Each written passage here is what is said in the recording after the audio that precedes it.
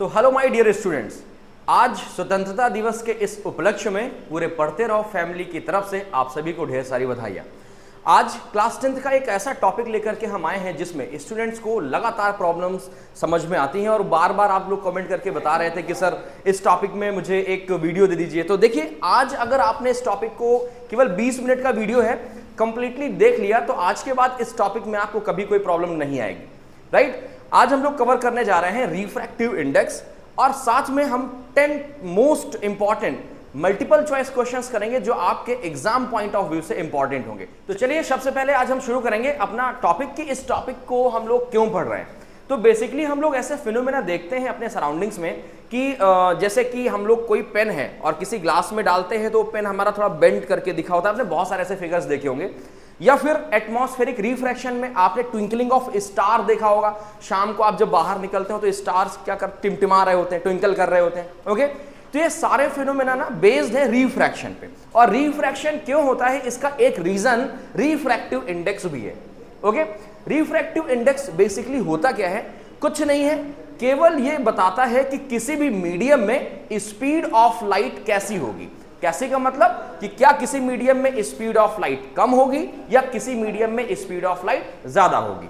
ठीक है, तो अगर आप अभी बेसिकली एक स्टेटमेंट अपने माइंड में सेट करके रखो कि रिफ्रैक्टिव इंडेक्स हमें क्या बताता है कि जो स्पीड ऑफ लाइट है किसी मीडियम में कम होगी या ज्यादा होगी। ठीक है, अब हम लोग वन स्टेप थोड़ा सा आगे चलते हैं, बात करेंगे कि रिफ्रैक्टिव इंडेक्स किस ऐसे कौन से फैक्टर हैं जिस पे ये डिपेंड करता है। तो स्टूडेंट्स, तो सबसे पहला फैक्टर दिख रहा है आपको, बोर्ड में दिख रहा होगा, वो क्या है, density of the material. Density of the material क्या होता है, मान लीजिए हमारे पास दो तरह के मटेरियल है। पहला मटेरियल है हमारे पास ए और दूसरा मटेरियल है हमारे पास बी।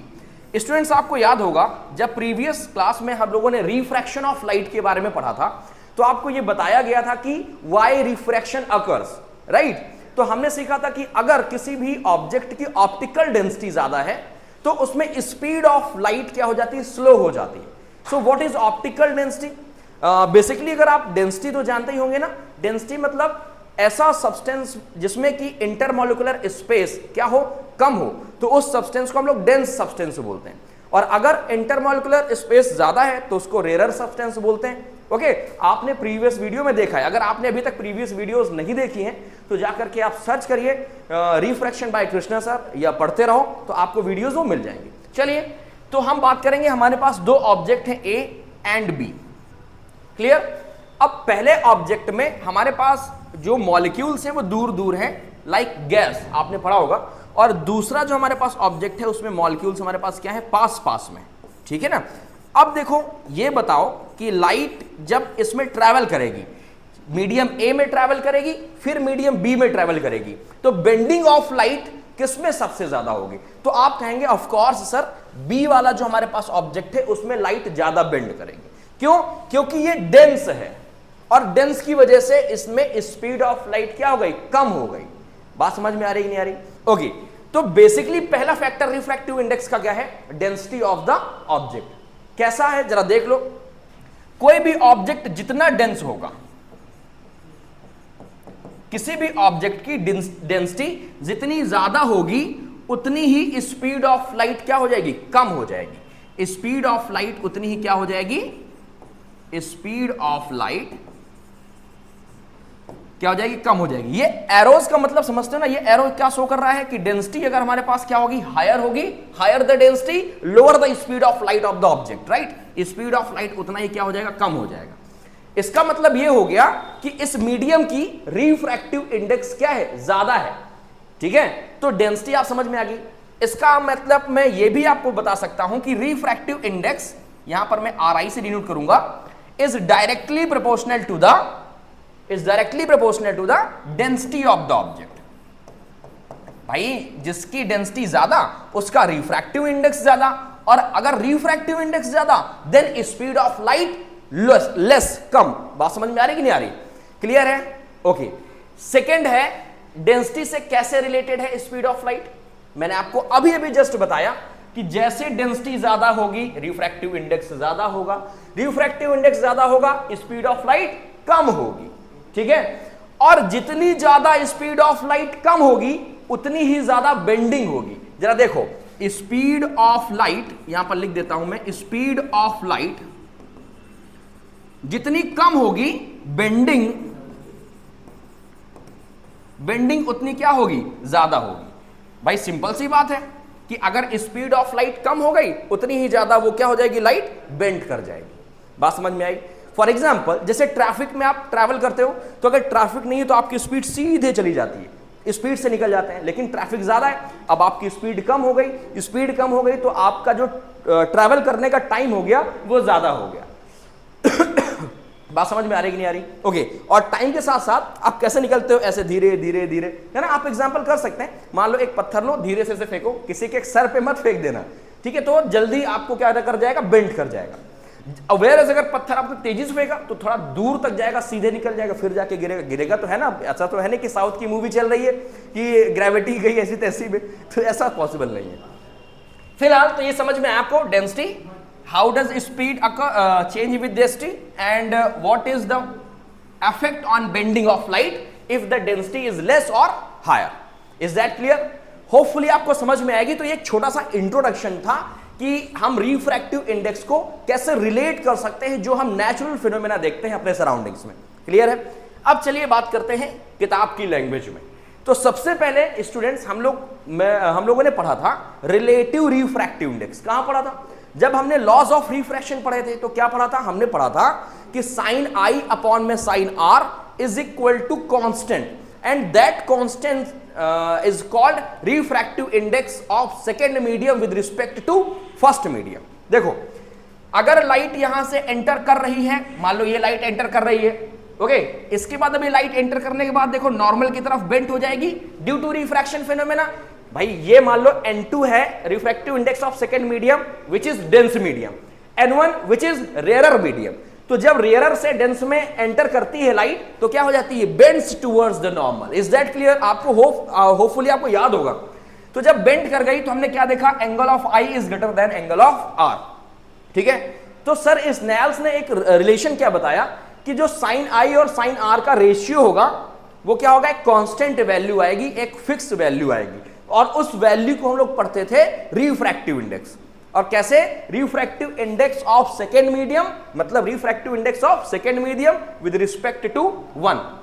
ठीक है, तो मैं इसको क्या लिख सकता हूं, मैं इसको ये भी लिख सकता हूं दैट इज N2 अपॉन में N1, मतलब refractive index of second medium with respect to first medium.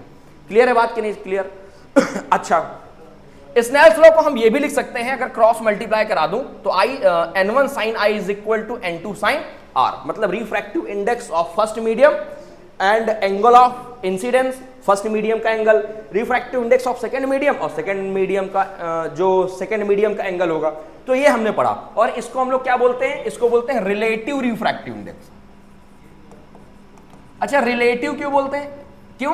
क्योंकि ये सेकेंड मीडियम को फर्स्ट मीडियम से क्या करा रहा है, रिलेट करा रहा है। होपफुली आपको ये चीज समझ में आ गया होगा। ठीक है, तो ये तो सीखा हम लोगों ने रिफ्रैक्टिव इंडेक्स के बारे में कि it is a constant of sine I upon में sine R when light travels one medium to the another medium.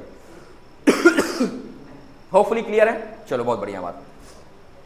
अब इसको डिनोट कैसे करते हैं? तो बहुत जगह हम इसको म्यू से डिनोट करते हैं, म्यू से। ओके, बहुत सारी बुक्स में म्यू दिया हुआ है, बहुत सारे बुक्स में एन दिया होता है। ठीक है, नीटा।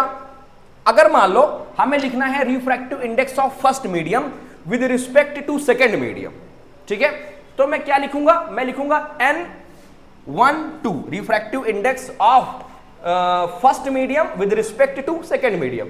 अगर मुझे लिखना है refractive index of second medium with respect to one medium तो ये हो जाएगा 2:1। आई बात समझ में कि नहीं आई? बात समझ में आई? अच्छा, जिसको हम बोलते हैं विद रिस्पेक्ट टू, किसको बोलते हैं विद रिस्पेक्ट टू, तो उसको हम क्या करते हैं, उसको हम लोग न्यूमरेटर में लेते हैं। ठीक है, मतलब कि अगर मुझे इसको लिखने का जरूरत पड़ती है तो मैं इसको ऐसे लिख सकता हूं कि इसको लिख सकता हूं N2, जिसको क्या लिखा हुआ है, इसमें लिखा हुआ है refractive index of first medium with respect to second medium. ठीक है ना, तो देखो मैं इसको क्या लिख सकता हूं, इसको मैं लिख सकता हूं N1, क्या लिख सकता हूं, ओ सॉरी, इसको लिख सकता हूं मैं N1, क्या लिखूंगा बच्चे पार्टी, N1 अपॉन में N2 refractive index of first medium with respect to second medium. ये क्या है, refractive index of second medium with respect to first medium, तो इसको लिखूंगा मैं n2 अपॉन में n1। ये है रिस्पेक्ट टू, ये क्या है, ये रिस्पेक्ट टू है। बात समझ में आया लिखने का तरीका? चलो बहुत ही बढ़िया बात है अगर इतनी बात आपको समझ में आ गई। चलो आगे बढ़ते हैं। रिफ्रैक्टिव इंडेक्स का एक और भाई होता है, क्या होता है, भाई होता है, जिसको हम लोग बोलते हैं हम उसको बोलते हैं एब्सोल्यूट रिफ्रैक्टिव इंडेक्स। क्या बोलते हैं, एब्सोल्यूट रिफ्रैक्टिव इंडेक्स। क्या होता है एब्सोल्यूट रिफ्रैक्टिव इंडेक्स? जैसा कि मैंने आपको बताया कि जो रिफ्रैक्टिव इंडेक्स है वो कुछ नहीं, रिलेटिव जो रिफ्रैक्टिव इंडेक्स है वो कुछ नहीं, केवल स्पीड ऑफ लाइट शो करती है। क्या शो करती है, स्पीड ऑफ लाइट का रेशियो, स्पीड ऑफ लाइट का रेशियो बताता है, ठीक है, कि किसी मीडियम पे स्पीड ऑफ लाइट कैसी होगी, कम होगी या ज्यादा होगी, ठीक है। तो जब हम स्पीड ऑफ लाइट जो वैक्यूम में है, एयर में है, उसको किसी मीडियम से कंपेयर करते हैं ना, तो कहा जाता है एब्सोल्यूट रिफ्रैक्टिव इंडेक्स। देखो रिफ्रैक्टिव इंडेक्स ऑफ मीडियम, ठीक है, क्या हो जाएगा, C बाई V। क्या हो जाएगा, C अपॉन में V, where C is a speed of light in vacuum और एयर, वेयर एज V क्या है, V is a speed of light in any medium. देखो अब ये क्या है, स्पीड ऑफ लाइट का कंपैरिजन ही तो है रिफ्रैक्टिव इंडेक्स। बात समझ में आई कि नहीं आई? बस इतना सा था, बेकार में इसमें डरते रहते हो, ठीक है। जरा अब एक और कंसेप्ट आपको पढ़ना है, तो अब जो हमारा अगला टॉपिक है जरा वो समझ लो। एक आपने लॉ शायद पढ़ा होगा, रिवर्सिबिलिटी प्रिंसिपल। क्या पढ़ा होगा, रिवर्सिबिलिटी प्रिंसिपल। जरा समझो क्या होता है रिवर्सिबिलिटी प्रिंसिपल। मैं इसको जरा मूव कर दूं, ठीक है, तो मैंने इसको मूव कर दिया। अब हम लोग पढ़ेंगे रिवर्सिबिलिटी प्रिंसिपल, ठीक है। क्या होता है रिवर्सिबिलिटी प्रिंसिपल, जरा समझो। मान लो हमारे पास दिया हुआ है रिफ्रैक्टिव इंडेक्स ऑफ वाटर, ठीक है। वाटर का रिफ्रैक्टिव इंडेक्स दिया है हमारे पास, सपोज दिया है A अपॉन में B। क्या दिया हुआ है, A अपॉन में B, ठीक है। रिफ्रैक्टिव इंडेक्स ऑफ ग्लास दिया है हमारे पास C अपॉन में हमारे पास दिया हुआ है A। क्लियर है? अब अगर मुझे रिफ्रैक्टिव इंडेक्स चाहिए, देखो लिखने का तरीका मैं आपको बता चुका हूं। अगर मुझे चाहिए refractive index of medium first, ठीक है, with respect to second medium, ठीक है, तो n1 अपॉन n2 करते थे। और अगर रिफ्रैक्टिव इंडेक्स चाहिए सेकंड वाले का विद रिस्पेक्ट टू 1 तो ये करते थे। तो मान लो मुझे चाहिए refractive index of water with respect to G, तो ये कितना हो जाएगा, A अपॉन में B अपॉन में C अपॉन में A। मतलब ये हो जाएगा refractive index of water with respect to G। बात समझ में आ गई कि नहीं आ गई? चलो बहुत बढ़िया बात है। अभी क्वेश्चंस करेंगे तो और क्लियर हो जाएगा। ओके चलो अब जरा एक चीज और देखो। मान लो आपसे कहता है कि refractive index of water with respect to air दिया हुआ है कितना, refractive index of water with respect to air दिया हुआ है। देखो मैंने म्यू से यहां पर नोट किया, कंफ्यूज मत होना, हम इसको n से भी नोट कर सकते हैं, n W water to respect to air दिया हुआ, मान लो 3/2 दिया है। कितना दिया है, 3/2, ठीक है। तो बोलेगा कि what is the refractive index of air with respect to water, तो अपने इसको बोलते हैं रिवर्सिबिलिटी, बोलते हैं रिवर्सिबिलिटी, ठीक है। तो रिवर्सिबिलिटी में क्या होता है, हमें इसको क्या करना है, रिवर्स कर देना है, रेसिप्रोकल करना है। तो ये हो जाएगा हमारे पास NaW, मतलब refractive index of air with respect to water is equal to 1 upon में इसका reciprocal refractive index of water with respect to air. Clear है? इसका मतलब मैं जैसा इसको लिखूंगा 1 अपॉन में 3/2, तो ये आ जाएगा 2/3। तो अगर आपने इसको डायरेक्ट कंसेप्ट पकड़ लिया तो 1 मार्क क्वेश्चन अगर आ रहा है तो आपको ये सब लिखने की करने की जरूरत नहीं है। मान लो मैं कहता हूं कि एयर टू डायमंड, आपके पास रिफ्रैक्टिव इंडेक्स दिया है 4/3, ठीक है, और refractive index diamond to air चाहिए तो मैं इसको लिख सकता हूं 3/4। फिर तबियत सही नहीं है, ठीक है, तो थोड़ा सा इसको इग्नोर करना। ये चीज समझ में आ रही है नहीं आ रही? तो ये डायरेक्ट 1 मार्क क्वेश्चन है जो आपको ना तो सॉल्व करना है ना तो कुछ करना है, अगर आपने ये चीज सब पकड़ ली है तो होपफुली आपको समझ में आ गया होगा। अब मूव करेंगे हम लोग क्वेश्चंस की तरफ। क्वेश्चन बहुत ज्यादा इंपॉर्टेंट है, राइट? ये क्वेश्चन आपको करने हैं और हर बार क्या करेंगे, आप 1 मिनट का पॉज करेंगे वीडियो को, आंसर करेंगे या अपनी कॉपी में लिखेंगे, फिर मैच करेंगे कि आंसर क्या है। आप भी देखिए कि क्या आपको इस टॉपिक से, जो मैंने आज आपका 20 मिनट टाइम लिया, क्या उससे कुछ समझ में आया या नहीं आया, ठीक है। चलो मूव करते हैं हम लोग। तो देखो क्वेश्चन नंबर फर्स्ट आपको दिख रहा होगा, क्वेश्चन नंबर फर्स्ट क्या दिख रहा है, कहता है if beam of red light and a beam of violet light are incident at the same angle on the inclined surface of the prism for air medium and produces angle of refraction R and V, तो which of the following is correct. ये मान लो prism है, light है, 7 colours में divide हो गए, मान लो ये हो गया हमारे पास R, ये कौन सा हो गया हमारे पास V। अब जरा देखो इसके साथ नॉर्मल बनाओ, नॉर्मल बनाया हम लोगों ने, तो क्या दिखेगा आपको पता है, जो रेड कलर होता है ना उसका वेवलेंथ कम होता है। जैसे हमारे पास VIBGYOR, ठीक है, यही तो होता है। तो रेड कलर की wavelength of red is greater then wavelength of orange, is greater then wavelength of yellow, is greater then wavelength of green. ऐसे समझ में नहीं आया तो R, फिर O लिख लो, फिर Y लिख लो, फिर G लिख लो एंड सो ऑन। और जिसकी वेवलेंथ कम होगी उसका एंगल ऑफ डेविएशन, मतलब एंगल ऑफ जो बेंडिंग एंगल है वो क्या होगा, लेस होगा। ये कह सकते हैं कि एंगल ऑफ रिफ्रैक्शन क्या होगा, लेस होगा। तो हमारे पास R की वेवलेंथ क्या है, सबसे ज्यादा है, means bending angle of refraction कम होगा in the comparison of violet. Clear है कि नहीं क्लियर है? तो इसके लिए जो ऑप्शन हो जाएगा, कौन सा ऑप्शन हो जाएगा, ऑप्शन नंबर डी। और ये जो टॉपिक है ना, ये टॉपिक आपको पढ़ने के लिए मिलेगा, कहां पर मिलेगा, dispersion of light which is colourful word, ठीक है, नेक्स्ट चैप्टर। चलो क्वेश्चन नंबर अगला देखो क्या कहता है, consider these indices. Refraction glass का इतना दिया है, एयर का दिया है 1.003, वाटर का दिया है 1.33। Based on refractive indices of 3 material arrange the speed of light through them in decreasing order. विशेष गौर करें इस वर्ड पर, दैट इज डिक्रीजिंग ऑर्डर। ठीक है, चलो तो हमने क्या पढ़ा, जिसका रिफ्रैक्टिव इंडेक्स ज्यादा उसमें स्पीड ऑफ लाइट कम। तो सबसे तेज स्पीड ऑफ लाइट किसमें होगी, एयर में होगी, फिर उससे कम वाटर में होगी, फिर उससे कम ग्लास में होगी। ये तो हो गया डिक्रीजिंग ऑर्डर, ठीक है। तो ऑप्शन नंबर कौन सा होगा, सी होगा। होपफुली समझ में होगा, डायरेक्ट आपने कंसेप्ट पकड़ा होगा। तो चलिए बात करते हैं अगले क्वेश्चन पे। क्या कहता है क्वेश्चन, कहता है रिफ्रैक्टिव इंडेक्स ऑफ ग्लास 1.5, मतलब एन की वैल्यू जी में कितना दिया हुआ है, 1.5 दिया हुआ है, ठीक है। और एयर तो रहता ही है, विद रिस्पेक्ट टू एयर मान लो। कहता है स्पीड ऑफ लाइट कितना दिया हुआ है, सी की वैल्यू कितनी दी हुई है, 3 × 10 की पावर 8, ये 10 की पावर 8 है बेटा, मीटर पर second. Find the velocity of light in medium second.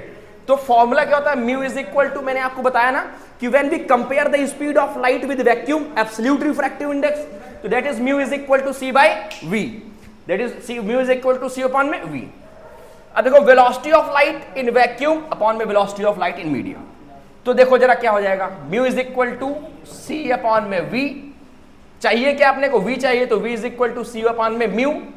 Clear, तो v is equal to C की वैल्यू गिवन है हमारे पास 3 × 10 की पावर 8 और म्यू की वैल्यू दिया है 1.5। कैलकुलेट कर लोगे तो आंसर आपके पास आ जाएगा। तो चलिए मूव करते हैं हम लोग अपने अगले क्वेश्चन की तरफ।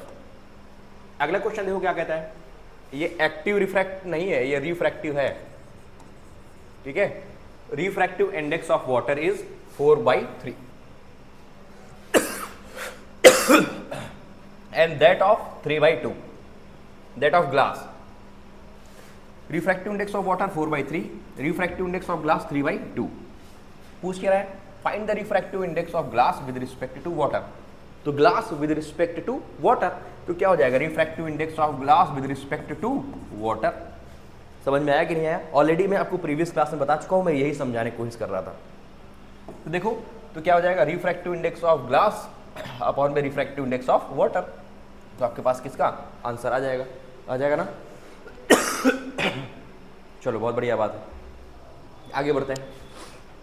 चलो क्वेश्चन नंबर, आपके पास मल्टीपल चॉइस क्वेश्चन कुछ दिख रहे हैं, इनको करने की कोशिश करेंगे। आप लोग थोड़ा सा वेट करके क्या करेंगे, इनका आंसर करेंगे। थोड़ा तबीयत सही लग रही है, एक काम करते हैं, इनको फिर किसी क्लास में करेंगे। आज आपका ये सेशन ना रिफ्रैक्टिव इंडेक्स का टॉपिक क्लियर हो गया होगा, ठीक है। चलो तो आज के लिए इतना ही, मिलते हैं किसी नेक्स्ट वीडियो में। Bye bye, Tata.